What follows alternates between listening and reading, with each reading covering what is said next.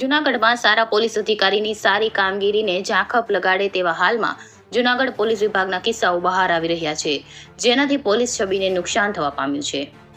Police વિભાગ શીખી ગયું દારૂ હોય કે જુગાર ગમે તેવી બાબત માણસ પકડાય એટલે પહેલા ન મારવાનો તોડ કરે,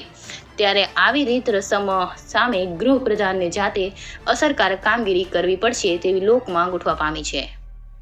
આ અંગેની વિગતો જાણવા મળ્યા મુજબ હાલમાં બી ડિવિઝન પોલીસ મથકના એક પીએસઆઈ વિરુદ્ધમાં છેતરપિંડી કેસના એક આરોપીને ઝડપીને તેને માર ન મારવા તેમજ કેસને હળવો કરવા બાબતે મોટી રકમ લાંચ માંગી હોવાની વિગતો સાંપડી છે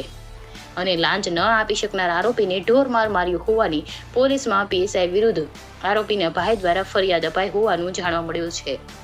તો બીજી તરફ આવા જ એક કિસ્સામાં ઓનલાઈનના એક ફ્રોડ કેસમાં નિર્દોષ વેપારીના ખાતા ફ્રીઝ કરી તેને ખોટી રીતે હેરાન પરેશાન કરી તોડ કરવાનો મનસૂબો રાખનાર જૂનાગઢ એસઓજી પીઆઈ ગોહિલ અને એક એએસઆઈ વિરુદ્ધ અરજીને આધારે જૂનાગઢ રેન્જ આઈજીએ કડક પગલાં ભર્યા છે અને તાકીદે રેન્જ આઈજી દ્વારા એસઓજી પીઆઈ ગોહિલ અને એએસઆઈ ડીજી જાનીને ફરજ પરથી મુક્ત કરીને આ બનાવની વધુ તપાસ હાથ ધરી છે.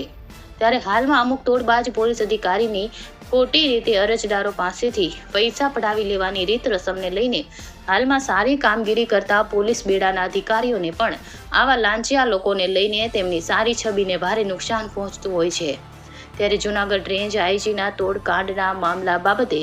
એસઓજી પીઆઈ અને એએસઆઈને ફરજ મુક્ત કરવાના આદેશથી લોકોમાં સરાહના થઈ રહી છે, તો પોલીસ બેડામાં ચકચાર મચી જવા પામી છે.